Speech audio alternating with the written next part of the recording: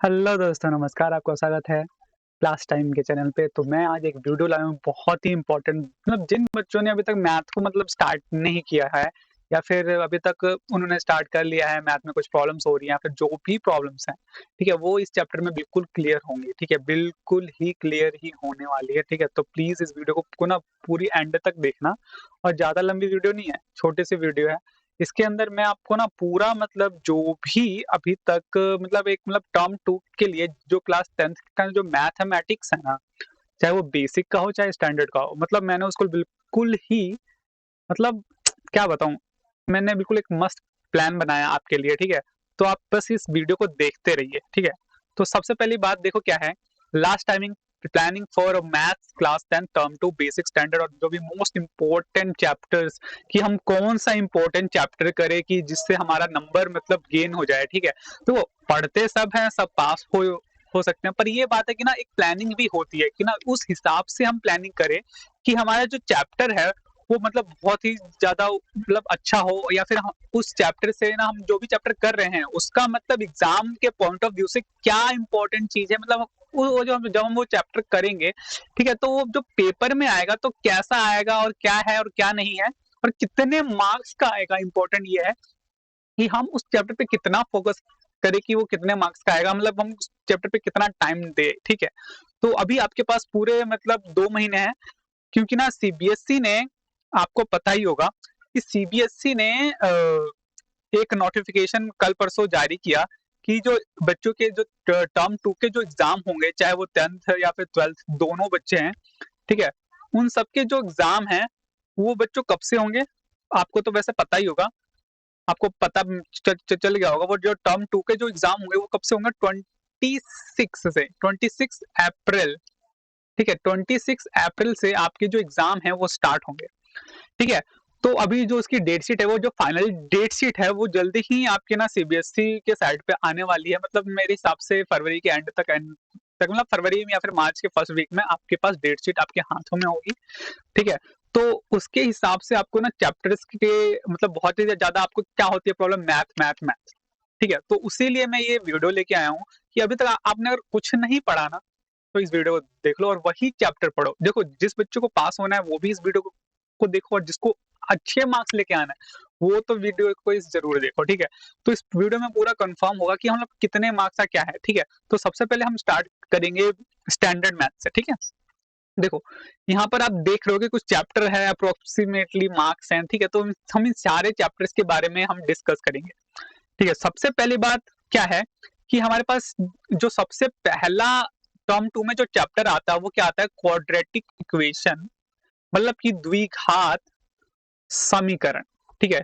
द्विघात समीकरण, ठीक है? तो ये जो चैप्टर है, आप ये इसमें कितनी एक्सरसाइज है? 4.4 तक है, ठीक है? 1 4.1 2 3 4, ठीक है? तो इस 4.4 तक में आपको क्या है, ये देखो इस चैप्टर से ना मोस्टली जो क्वेश्चन आ रहे हैं स्टैंडर्ड में या फिर जो आपका जो सैंपल पेपर आया उसके अकॉर्डिंग, ठीक है? जो सैंपल पेपर आया उसके अकॉर्डिंग जो 4 मार्क्स का जो क्वेश्चन है वो इस चैप्टर से आ सकता है, ठीक है?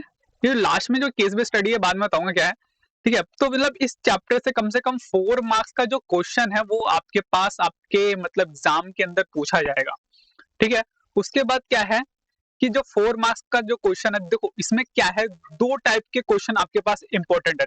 सबसे पहले बात क्या है कि अल्फा और बीटा के रूट्स जो हम निकालते हैं ना, वो वाला क्वेश्चन जो बी स्क्वायर माइनस 4ac वाला है, एक वो वाला क्वेश्चन, ठीक है? और एक क्या है, वर्ड प्रॉब्लम्स, क्या है, वर्ड प्रॉब्लम टाइप का क्वेश्चन आएगा, दो दो 4 मार्क्स का क्वेश्चन आपके पास आपके बोर्ड के एग्जाम में दिखाई देने वाला है टर्म 2 में इस चैप्टर से, ठीक है? तो इस चैप्टर को इतना ही, ठीक है? फिर उसके बाद देखते हैं कि चैप्टर नंबर 5 हमारा क्या है, अर्थमेटिक प्रोग्रेशन, ठीक है? जस्ट 4 के बाद क्या है, 5 ही आने वाला है टर्म 2 में। क्या है, नाम है अर्थमेटिक प्रोग्रेशन, क्या है, समांतर श्रेणी, बहुत ही अच्छा चैप्टर है। 5.1 5.2 और 5.3 के साथ ये आपके पास है, ठीक है? और एक्सटर्नल तो मैं नहीं नहीं जोड़ रहा, ऑप्शनल जो भी उसमें एक्सरसाइज है, बस मेन एक्सरसाइज, ठीक है? तो इसमें जो जो है वो कम से कम 4 मार्क्स का स्टैंडर्ड में आने वाला है। देखो, 4 मार्क्स का स्टैंडर्ड में आने वाला है, सिर्फ 4 मार्क्स का, जबकि चैप्टर इंटरेस्टिंग है, अच्छा चैप्टर है, तभी भी ये 4 मार्क्स का आ रहा है, मतलब थोड़ा बेकार है। पर बेसिक वालों के लिए इस चैप्टर में बहुत फायदा है, वो भी अभी मैं इसके बाद बताऊंगा, ठीक है। मतलब जो स्टैंडर्ड वाले हैं उनके लिए 4 मार्क्स है। वैसे तो पेपर के अंदर जो सैंपल पेपर है उसके अंदर सिर्फ ये 2 ही मार्क्स का था, पर मैंने सोचा कि ये 2 मार्क्स का मतलब नहीं, मतलब मान लो कि ना ये 4 मार्क्स का ही है। मतलब मान लो देखो इसमें इसमें और इसमें कंपटीशन चल रही थी, मतलब इसमें और इसमें, इस सर्कल में और इस अरिथमेटिक प्रोपगेशन में, ठीक है। क्योंकि सैंपल पेपर में ये कभी 6 मार्क्स का था, कभी 4 मार्क्स का, ठीक है। मतलब मैंने बहुत देखा यहाँ मतलब स्टैंडर्ड बेसिक में, ठीक है। तो मान लो कि ये 4 मार्क्स का मिनिमम आएगा वैसे तो, और मतलब मिनिमम मतलब 2 मार्क्स का आएगा, और मैक्सिमम मैक्सिमम अगर हो तो 4 मार्क्स का ये आ सकता है, ठीक है। फिर उसके बाद आएगा chapter number 9, application of trigonometry. ये तो फिक्स है भाई, ये 3 मार्क्स का क्वेश्चन आपके पास, एक क्वेश्चन आपके मतलब बोर्ड के एग्जाम में दिखने वाला है। 3 मार्क्स का जो क्वेश्चन है वो एप्लीकेशन ऑफ ट्रिग्नोमेट्री, वही एलिवेशन डिप्रेशन मतलब त्रिकोणमिति का अनुप्रयोग वाला चैप्टर, ठीक है। फिर उसके बाद आता है सलकर वृत्त। ये थोड़ा चैप्टर में क्या है, थोड़े थ्योरम्स हैं, ठीक है, ये सब। तो इसमें 2 टाइप के क्वेश्चन आएंगे, इसमें एक सॉल्व करने वाला भी आएगा क्वेश्चन, और एक क्या आएगा, प्रूफ करने वाला। तो प्रूफ करने वाला वो देखो, जो सॉल्व करने वाला है वो 2 मार्क्स में दे सकते हैं, ठीक है। जैसे कि ये हमें मतलब कोई फाइंड द वैल्यू, मतलब कोई एक वैल्यू उसमें निकालनी पड़ेगी, ठीक है। और एक प्रूफ वाला है वो 3 मार्क्स में भी आ सकता है, 2 मार्क्स में भी मतलब 2 मार्क्स में तो चलो वो है, तो मतलब ये 3 मार्क्स में या 4 मार्क्स में आ सकता है। तो इसीलिए ना ये 6 मार्क्स में भी हो सकता है, ठीक है। तो डिपेंड करता है कि ना किस टाइप से पेपर है, मतलब इन दोनों में थोड़ा सा वो था। फिर उसके बाद क्या है, कंस्ट्रक्शन। क्या है, कंस्ट्रक्शन ये फिक्स है, एक क्वेश्चन आने वाला है 3 मार्क्स का, इसको कोई नहीं छीन सकता, ये तो मस्त मस्त है, ठीक है। उसके बाद क्या है, चैप्टर नंबर 13, ये इंपॉर्टेंट। देखो अब जो लास्ट के 2 चैप्टर ना बहुत इंपॉर्टेंट है। चैप्टर नंबर 13 है सरफेस एरिया एंड वॉल्यूम, मतलब कि पृष्ठ क्षेत्रफल और आयतन, ठीक है। ये 6 मार्क्स का क्वेश्चन है। जो 6 मार्क्स का क्वेश्चन है इसका डिस्ट्रीब्यूशन बड़ा मस्त कर रखा है। पहले 2 मार्क्स में भी इसको दे रखा है, 4 मार्क्स में भी दे रखा है, ठीक है। तो ध्यान से देखना कि ना इसको 2 मार्क्स में भी दे रखा है, 4 मार्क्स में भी दे रखा है, मतलब 2 क्वेश्चन या फिर 3 क्वेश्चन आपको देखने के लिए मिल जाएंगे ये, ठीक है। तो चैप्टर नंबर 13 इंपॉर्टेंट है, और इसमें सारे फॉर्मूले और बहुत ही आसान चैप्टर है, तो पता ही है, ठीक है। उसके बाद आता है हमारा स्टैटिस्टिक्स। ये भाई इतना आसान जो चैप्टर है वो आपको 8 मार्क्स में दे रखा है, 8 मार्क्स में, मतलब कि सीबीएसई कह रही है भाई बच्चों पास हो जाओ कम से कम, ठीक है।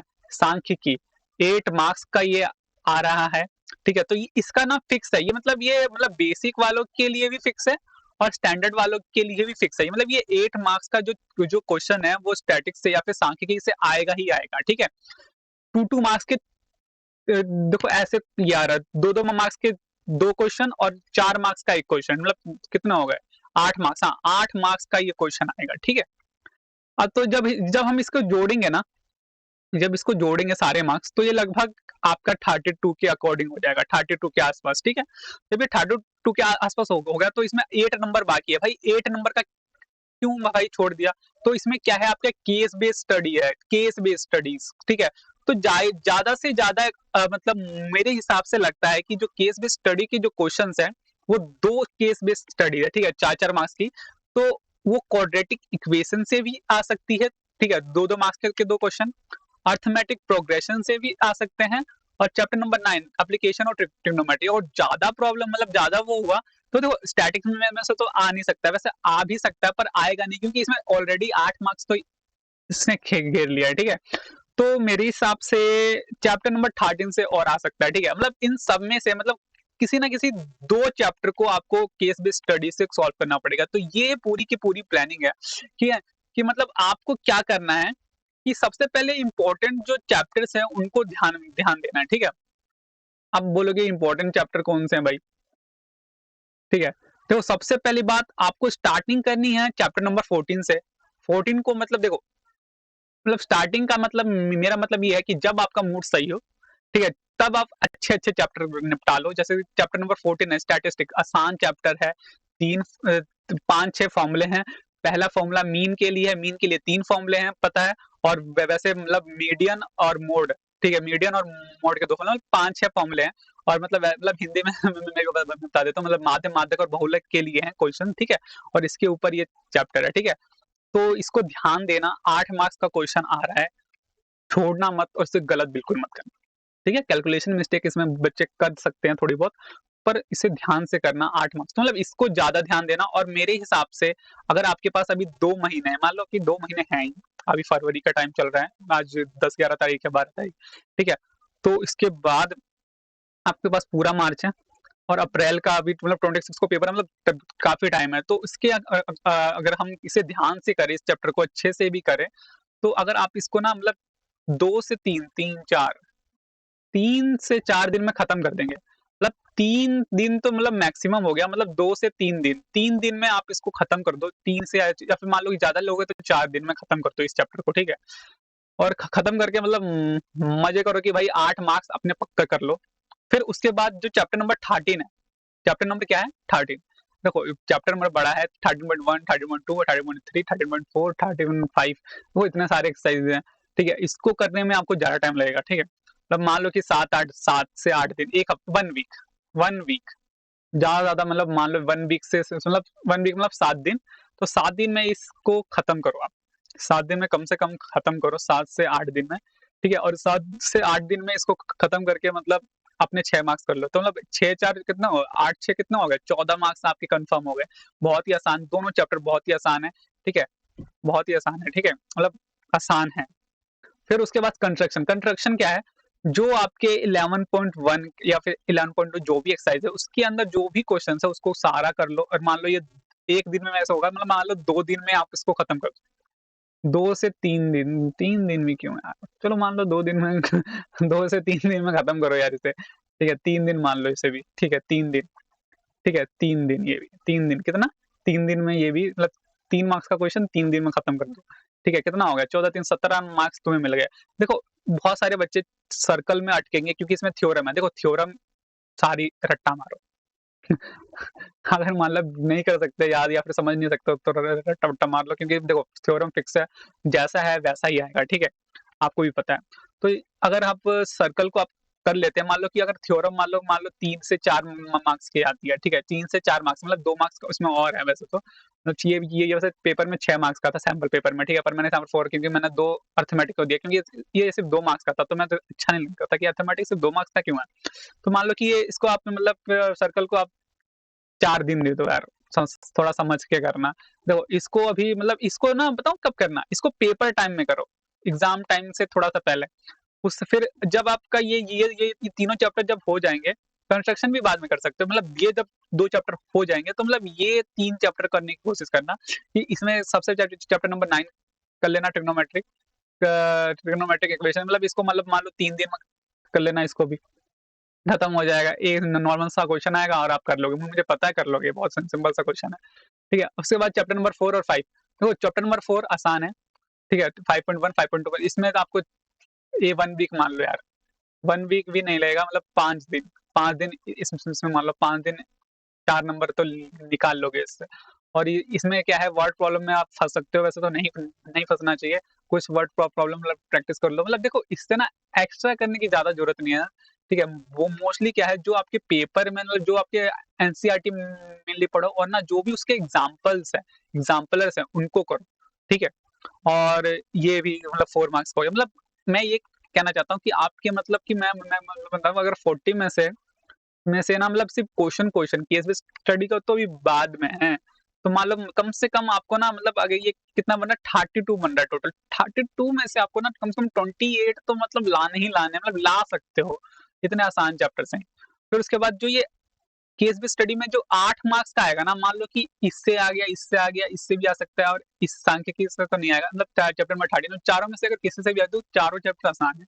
इनसे आएगा तो अगर मान लो कि 8 नंबर है तो मतलब केस बेस्ड स्टडी पढ़ोगे, अच्छे से करोगे तो मतलब मान लो 6 मार्क्स तो आ जाएँगे। तो कितना होगा 28 और 6 कितना हो गया? 8 से मतलब चौ 34 हाँ, मतलब मान लो कि 34 नंबर हाँ, मान लो 34 नंबर तो आ गए मतलब 34 नंबर पक्के हैं। अब इससे जितना भी ज़्यादा ला सकते हो वो आपके एबिलिटी पे है, सब कुछ उस पे मतलब जो बंदे सिर्फ़ पास होना चाहते हैं तो वो सिर्फ़ चैप्टर को पढ़ लो अच्छे से यार, पास हो जाओगे। ठीक है, स्टैंडर्ड के लिए इतना ही था।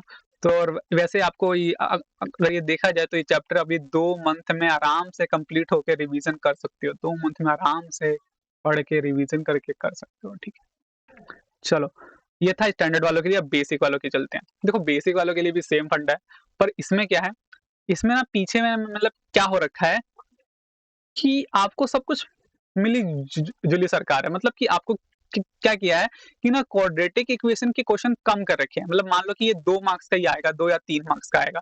पर आपका ना अर्थमेटिक 4 मार्क्स का तो आएगा ही आएगा इसमें, ठीक है?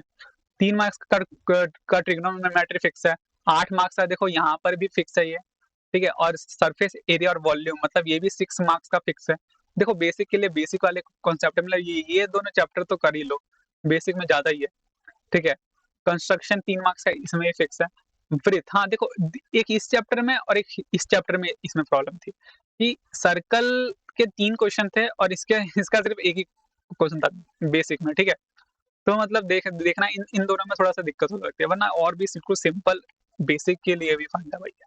ठीक है? तो ये भी अगर करना चाहे तो सेम देखो दिन तो सेम ही लिखने वाले हैं, ठीक है? बेसिक चाहे स्टैंडर्ड, बस क्वेश्चन का लेवल थोड़ा-सा कम होता है, पर वो भी कम नहीं होता, बेसिक बेसिक ज़्यादा नहीं होता, मतलब सही है, ठीक है? तो ये पूरा का पूरा एक प्लान था, मतलब इतने मार्क्स के जो क्वेश्चन्स हैं आपके पास आ रहे हैं, तो मतलब मैं ये कह सकता हूँ कि मतलब बेसिक में अगर ये 4 मार्क्स का है, तो बच्चों कोशिश करो कि इसको पूरा खा जाओ। 4 मार्क्स का नहीं मतलब मान लो ये 2 मार्क्स का ही है ज़्यादा पेपर में वैसा जो सैंपल पेपर में। ये 4 मार्क्स का इसमें आपको ले सकते हो 4 मार्क्स आसान चैप्टर है, ठीक है? और जब ट्रिग्नोमेट्री ले सकते हो भाई। देखो अगर मान लो कि यहाँ से मतलब 2 4 4 6 6 3 9 9 नंबर यहाँ से मिल गए 9 और 8 9 और 8 कितने होते हैं? 8 16 17 17 नंबर तो आपको यहीं से मिल गए, ठीक है? और उसके बाद क्या है सरफेस एरिया एंड वॉल्यूम यहाँ से आप मान लो कि 6 तो मिल ही जाएँगे, ठीक है? 6 मार्क्स यहाँ से हो गए, 23 नंबर, 23 और 3 कितना होगा 26 और विड्थ तो भी कर ही लोगे, इसमें भी परिमेय-वरिमेय आएँगे। 26 और 4 26 और 30 और 8 मार्क्स का ये और इसमें से एक मान लो कि ट्रिग्नोमेट्री मतलब मैंने यहाँ पर 1-2 नंबर छोड़ दिए तो वो भी, ठीक है? तो ये मतलब मान लो कि इसमें भी आप आराम से भी नंबर गेन्स कर सकते हो, तो प्लीज़ जल्दी से जल्दी करो, ये इतना सारा पेपर है, जल्दी आने वाला है, please focus on your exam बच्चों अब बहुत ही टाइम कम बचा पड़ा है, ठीक है? प्लीज़ पढ़ो, ठीक है? प्लीज़ पढ़ो, ठीक है?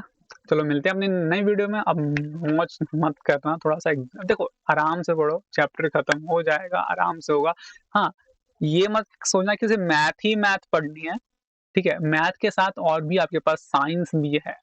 चलो देखो साइंस में मैं भी थोड़ा-सा वैसे बता दूँ पर मैं साइंस के लिए अभी नहीं आया, वैसे साइंस में देखो 6 चैप्टर हैं, 6 हाँ, 6 चैप्टर हैं, देखो जोड़े में चैप्टर है, अगर आपको 5 नहीं पढ़ा तो 4 नहीं पढ़ पाओगे, ये दोनों चैप्टर आपको साथ में करने पड़ेंगे, जैसे कि चैप्टर नंबर जैसे कौन सा है 9 या फिर 10 दोनों साथ में है, ठीक है? और चैप्टर नंबर 12 और 13 ये भी दोनों साथ में या फिर 13 या 14 जो भी होगा, मतलब दोनों चैप्टर मतलब यहाँ पर इलेक्ट्रिसिटी है, यहाँ पर हमारे ऊपर है मतलब अ, ह्यूमन रिप्रोडक्शन सिस्टम ये सब तामझाम है और कैसे how how do we organism reproduce मतलब हाँ व्हाई या फिर हाउ डू ऑर्गेनिज्म रिप्रोड्यूस ऐसा कुछ चैप्टर है और चौथा पांचवा तो केमिस्ट्री का है, ठीक है? तो ये बिल्कुल बाँट रखा है इन्होंने बिल्कुल मतलब जो सीबीएसई की जो प्लानिंग थी वो बहुत पहले से ही बिल्कुल फिक्स थी कि हमें बच्चों को ये चैप्टर टर्म 2 में देना है, ठीक है?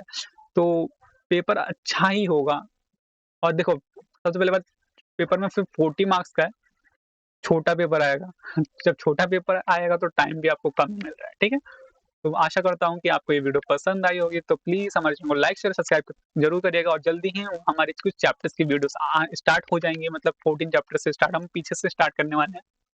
पहले 14 आएगा फिर उसके बाद 13 एटसेट्रा ठीक है? तो चलता रहेगा तो फिर मिलते हैं अपने नई वीडियो में, तब तक के लिए bye bye, peace out and please पढ़ो, ठीक है? बाय।